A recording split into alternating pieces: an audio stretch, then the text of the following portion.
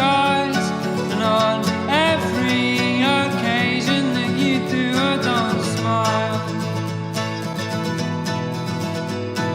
Every time you...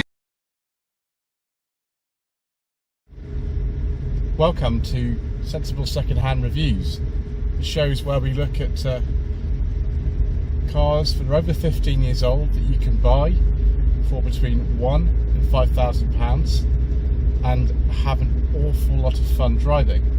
This is a 1985 Mazda 626 2-litre GLX 5-door, and well, it's wonderful.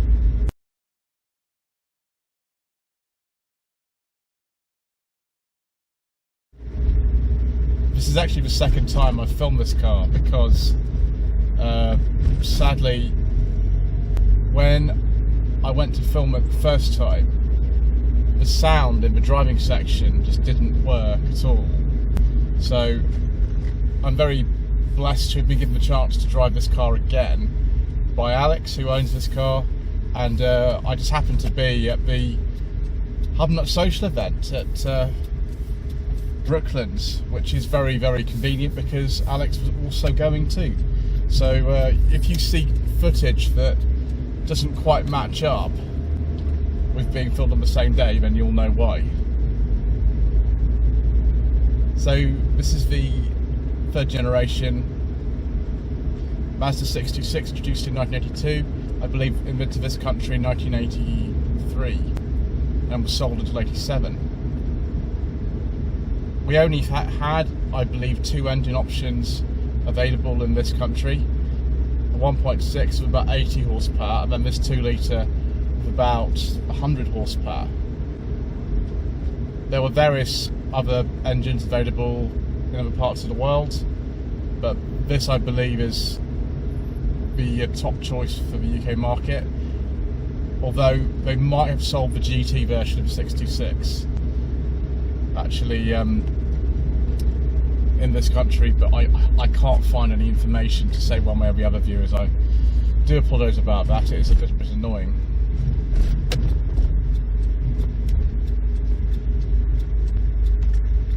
So the platform under here was shared with quite a few other cars. The Ford Telstar was one of them. It was a big seller in Australia, and then two Kia models, the Capital and the Concorde, and the 626 itself, this generation. It had a few different versions. There was the Estate, there was also a 4-door saloon and a 2-door coupe, and this is the long nose version of it. There's also a short nose available in some markets, and even like a sort of Mazda 99 style pop-up front end. The trim levels, as far as I know, for our market were L, LX and GLX. This is a GLX, and it has, you know, all sorts of stuff. We'll take a look at the you know, equipment levels and things a little bit later on.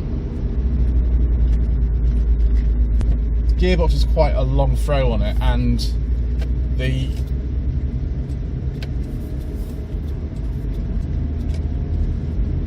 gearbox is quite a long throw in it. The clutch bite's quite high in this car, but it wasn't automatic available as well. But everything's really light. The steering's really light. The shift action is quite positive. I quite like it. I mean, it's probably a bit easier than driving something like a Sierra. Just these import quotas that we had at the time.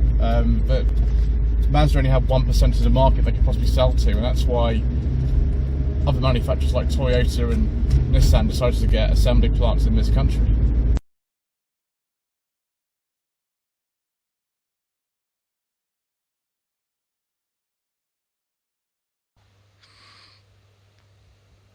It's such a pleasure to see such a rare car still on the road, and one that actually was quite a successful car around the world. The main thing that stopped these being big sellers in this country was that Mazda was only allowed 1% of the UK market at the time.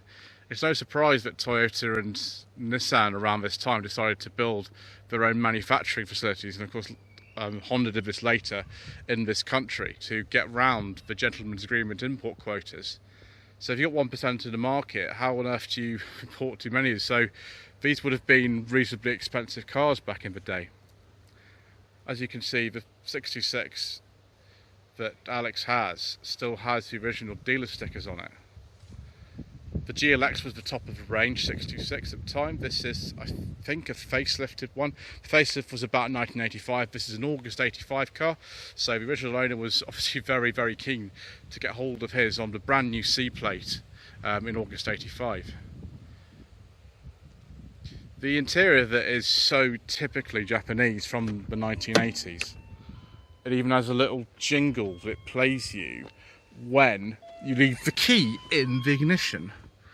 And if you close the door, it might stop doing that. Yes, it does. So only 76,000 miles. We don't have air conditioning, unfortunately. I imagine the air conditioning switch would be here for other markets.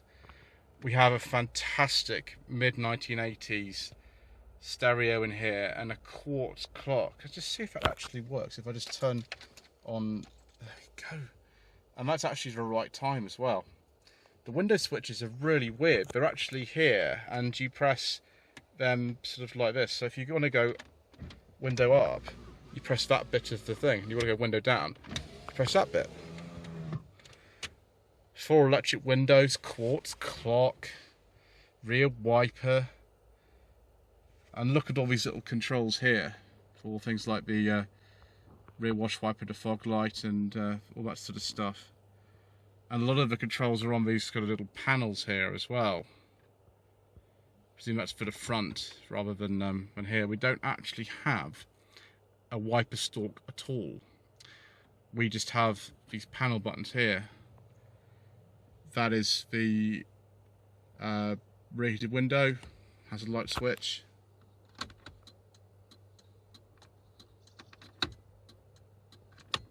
There we go. Lights there. Turn those off. And look at all the little warning lights we get here, including for the manual choke lever. Yes. Just like on a Proton from the early 90s, there's just one stalk and it's that. That's all you get. Glove box is actually up here. I think you could probably get your secret mission documents in if they were small secret mission documents.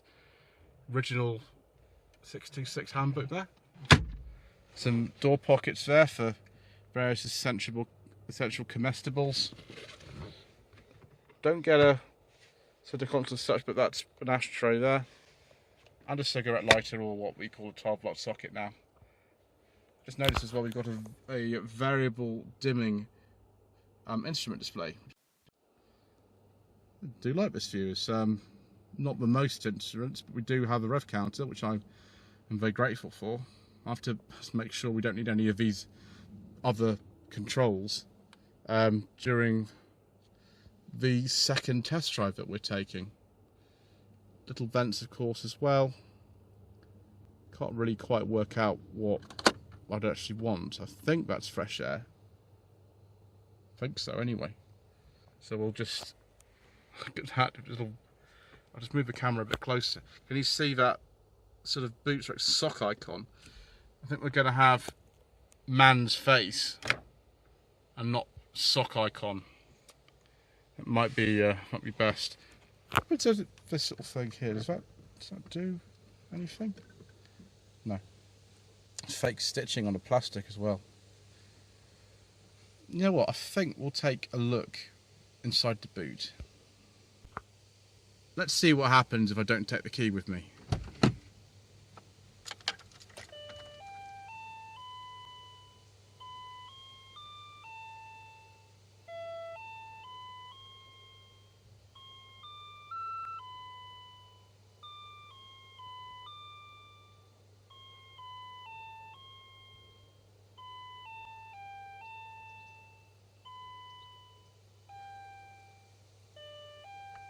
Right, that's enough of that.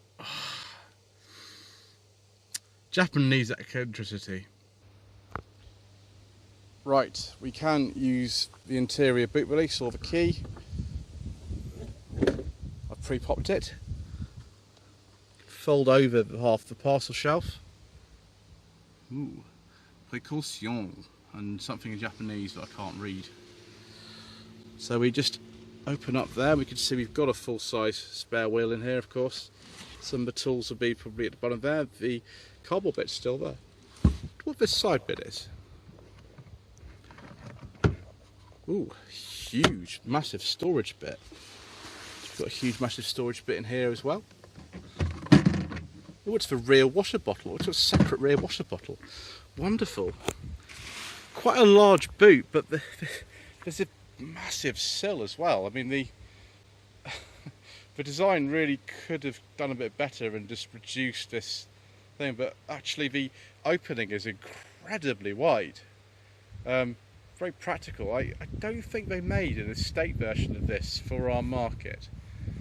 In fact, I'm not sure they made an estate 66 generation at all. I think other generations of 66 had an estate model, but not this one.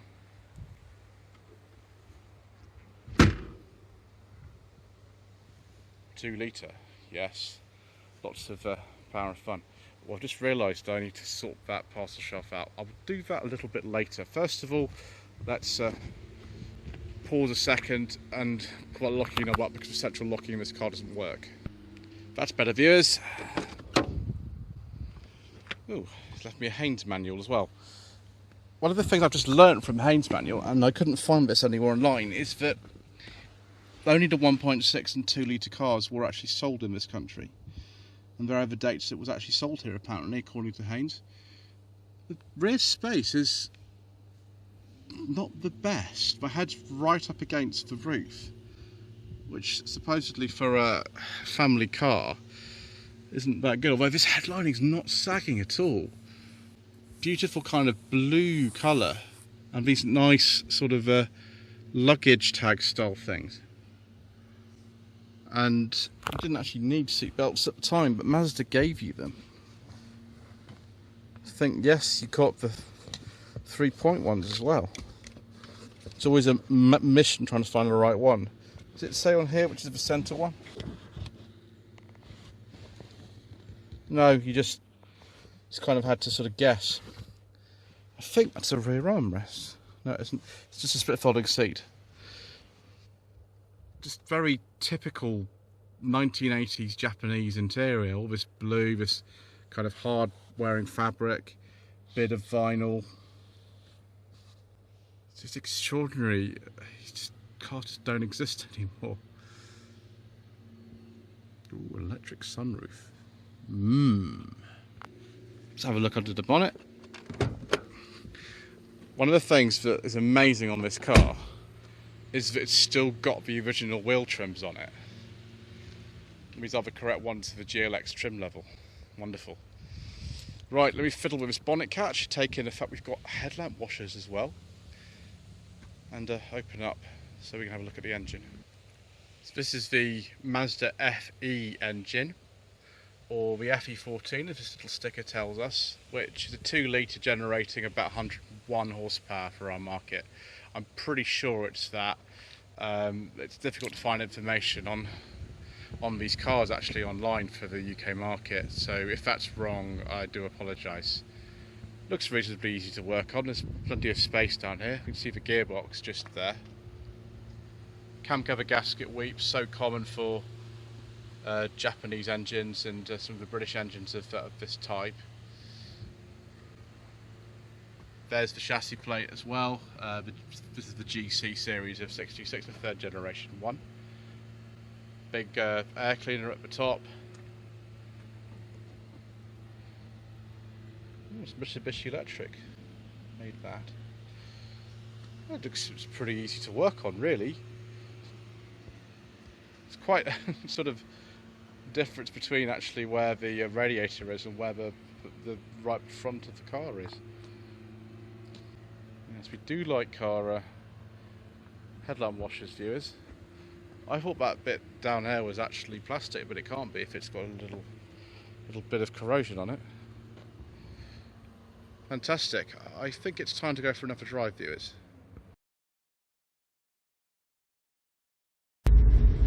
Here we are, viewers, coming down into the to the Brooklands event. This car definitely qualifies for the hobnob meet. So we'll nip down here and take it in. I think we're at, there we go, that's the right gear, that's better. Didn't think I'd be doing Sensible Secondhand Classics on this on this surface, but you know, there we go.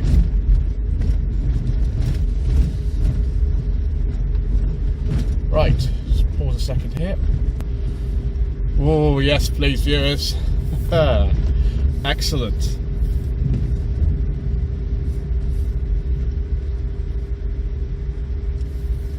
A view of driving into Brooklands in a 1985 Mazda 626. What a perfect car to be arriving and to be event in. Wonderful.